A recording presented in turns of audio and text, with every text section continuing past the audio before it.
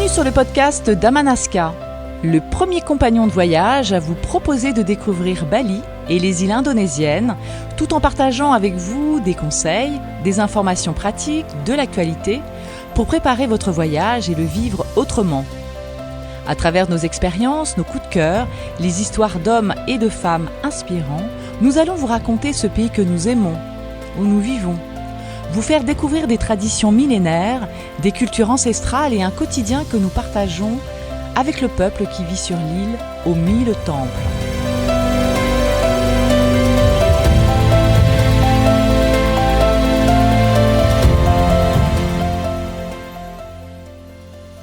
Om Swastiastu. Il y a des îles que l'on visite pour leurs plages, et puis il y en a d'autres que l'on traverse pour leurs paysages. Et puis il y a la Sulawesi. La Sulawesi que l'on appelait autrefois les Célèbes, vous connaissez peut-être ce nom, les Célèbes. Eh bien, ce n'est pas une île que l'on comprend en un seul regard. Il faut la visiter, il faut la découvrir. Sa forme semble presque impossible, des bras de terre qui s'étirent vers la mer, des montagnes au centre, des côtes découpées, des villages isolés, des peuples de marins, ce sont des peuples de marins, des hauts plateaux, des récifs coralliens parmi les plus riches d'Indonésie. Ici, le voyage ne ressemble pas du tout à Bali. Ce ne sont pas les mêmes paysages, ni même la même culture, la même tradition. Donc ce voyage, il est plus brut, plus vaste, parfois plus lent d'ailleurs. Mais c'est justement ce qui fait sa force. La Sulawesi est une île pour ceux qui veulent sentir une Indonésie plus secrète, plus contrastée aussi, et plus profonde. Une Indonésie où l'on passe des rues animées de Makassar aux maisons ancestrales des Toraja, en passant par Tampé, des marchés de poissons aux montagnes embrumées, des villages traditionnels aux tombes creusées dans la roche, des peuples de navigateurs au fond marin de Bunaken ou de Wakatobi. Pour commencer à comprendre la Sulawesi, il faut commencer par son histoire. Eh oui, il y a une histoire en Sulawesi qui est assez riche, car au sud de Makassar fut longtemps une grande porte maritime de l'Est indonésien. C'était un lieu d'échange, de passage, de commerce, de pouvoir aussi. Le fort Rotterdam, encore visible aujourd'hui, on peut le visiter, rappelle cette histoire complexe, celle du royaume de Goa-Talo, puis de la présence des Hollandais après de nombreux conflits, de nombreuses guerres. Et c'est pas seulement un monument, c'est une trace de l'époque où la Sulawesi était déjà au cœur des routes maritimes entre l'Asie, les épices, les royaumes locaux et les puissances coloniales. Et cette dimension maritime est essentielle. Oui, parce que les Bugis et les Makassar, peuples majeurs du sud de l'île, sont connus depuis longtemps pour leur rapport à la mer. En effet, navigateurs, commerçants, pêcheurs, parfois même aventuriers, ils ont participé à relier les îles entre elles. En Indonésie, on ne comprend jamais vraiment une île sans comprendre la mer qui l'entoure. Et à Sulawesi, la mer n'est pas un décor, mais c'est une route, une mémoire, une identité.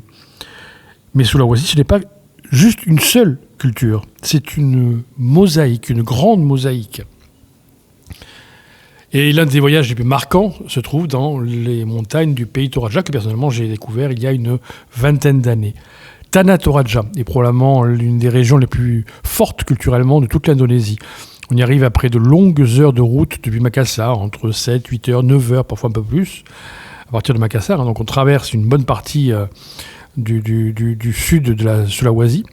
Et on arrive donc au pays Toraja, la route monte, l'air change, les paysages deviennent plus verts, plus profonds, et soudain apparaît les Togakonan, ces maisons traditionnelles aux toits immenses, courbés vers le ciel comme des bateaux posés sur la terre. D'ailleurs, vous retrouverez des photos sur notre site internet de ces maisons très particulières. Ces maisons ne sont pas simplement belles, parce qu'elles sont effectivement très belles, elles sont travaillées, mais elles sont surtout liées à la famille, aux ancêtres, au rang social, à la mémoire. Chez les Toraja, la maison n'est pas seulement un lieu où l'on habite, c'est un lieu d'origine, un point d'ancrage entre les vivants, les morts et ceux qui viendront après. Et aussi dans cette région, qu'on découvre certaines traditions funéraires parmi les plus singulières d'Indonésie. Et quand nous partons avec nos voyageurs, nous faisons visiter la Sulawesi, nous indiquons tout de suite de ne pas juger ces traditions, de les regarder avec un regard bienveillant et un regard extérieur d'occidental, et d'essayer de comprendre l'origine de ces cérémonies et de ces traditions funéraires, par exemple, qui sont encore une fois vraiment très particulières en Indonésie. Il faut donc en parler avec respect, parce qu'ici la mort n'est pas traitée comme une fin brutale ou un sujet à cacher, elle est carrément intégrée à la vie sociale, familiale et spirituelle. La cérémonie Rambusolo, lorsqu'elle a lieu, peut rassembler des familles entières, parfois un village. Elle ne se résume pas à un rituel impressionnant, elle exprime le lien aux ancêtres, le devoir familial, la place de chacun dans la communauté. Dans certaines zones Toraja, on trouve aussi des sépultures creusées dans les falaises, des grottes funéraires ou des effigies appelées Tao Tao qui veillent symboliquement sur les vivants. Donc comme je vous disais, le rapport à la mort et le rapport aux funéraires est très particulier en Sulawesi, plus précisément au pays Toraja. Et dans certaines communautés, il y a des traditions qui consistent à prendre soin des ancêtres défunts, à nettoyer ou à changer leurs vêtements. Vu à l'extérieur, ça peut surprendre, c'est vrai, mais pour les Toraja, ce n'est pas une mise en scène macabre. C'est une manière de dire que le lien familial ne s'arrête pas avec la mort. Voyager en pays Toraja demande donc de la délicatesse. On n'y va pas pour voir une cérémonie comme on irait voir un spectacle. C'est d'ailleurs la même chose sur Bali. On y va pour comprendre une autre manière d'habiter le temps, la mémoire, la famille, et puis l'invisible, bien sûr, très présent. C'est là que Sulawesi devient un voyage rare. Elle ne cherche pas seulement à plaire, elle l'oblige à regarder autrement. Plus au nord, l'île change encore de village. Autour de Manado, on découvre une autre ambiance, plus tournée vers la mer, les volcans, les marchés, les influences chrétiennes du nord de Sulawesi, et surtout l'un des plus grands trésors marins d'Indonésie, Bunaken. Mais avant de parler de Manado et Bunaken, sachez que quand on traverse du pays Toraja jusqu'à Bunaken et Manado, eh bien nous retrouvons des communautés balinaises, puisque nous avons pu rencontrer des communautés balinaises qui sont installées il y a bien longtemps, et qui sont présentes et qui, elles, ont gardé et ont respecté les traditions balinaises et sont présents en Sulawesi. Quand je vous parlais de la force des traditions en Indonésie, eh bien elles sont bien là.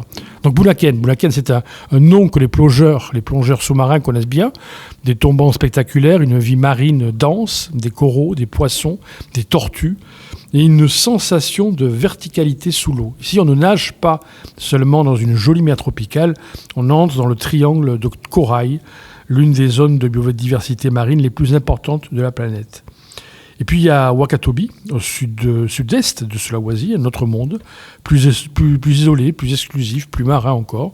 Wakatobi, c'est l'Indonésie des récifs, des lagons, des villages posés entre ciel et mer.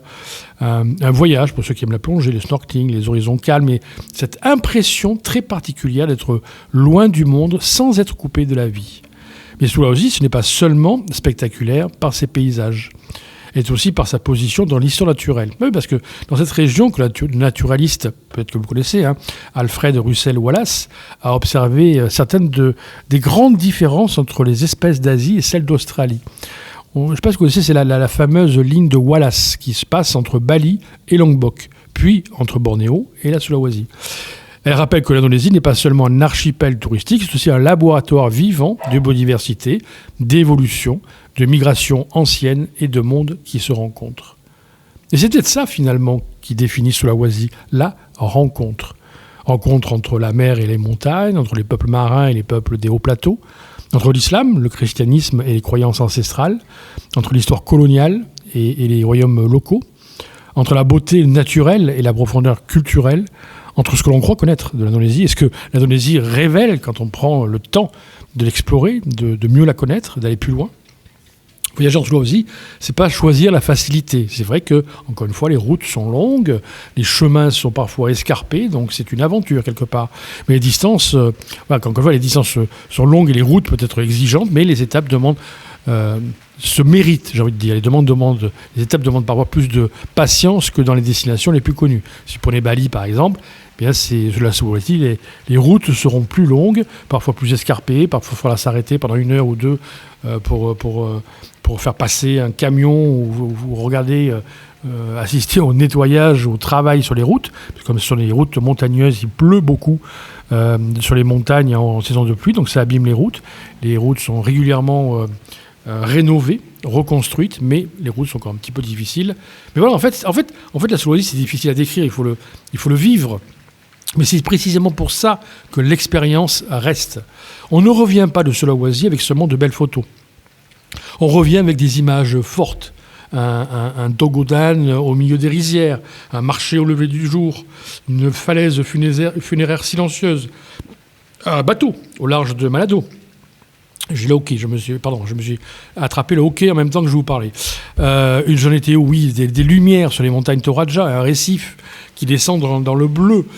Personnellement, j'ai découvert, encore une fois, je viens de vous le dire, cette île, il y a une vingtaine d'années, elle évolue au fil du temps, elle change au fil du temps, mais encore une fois, ces traditions, je parlais du lac de Tampé, avec ces maisons sur pilotis, je parlais bien sûr de Toraja, de Manado, du lac Toba, des sociétés, des associations aussi balinaises. C'est une île extrêmement variée en termes de culture, de tradition, aussi en termes de biodiversité, qui, encore une fois, se mérite, parce qu'encore une fois, les routes sont longues, les paysages sont vastes et variés, et ça demande du temps et de la patience, tout simplement, pour visiter cette île magnifique. Sulawesi est une île pour les voyageurs qui veulent aller plus loin que l'évidence. Ceux qui veulent comprendre l'Indonésie dans sa diversité, ceux qui savent qu'un beau voyage n'est pas seulement fait de confort, mais aussi de rencontres, de questions, de respect et d'étonnement. Voilà, chez Amanasca, nous aimons Sulawesi pour cette raison-là, et puis aussi parce que nous avons des guides sur place comme Sharif, par exemple, guides francophones qui sont absolument extraordinaires, que nous connaissons encore une fois depuis très longtemps, et qui ont une manière tout à fait particulière de faire visiter leur île, et qui donnent tout ce sens, tout le sens à ce voyage.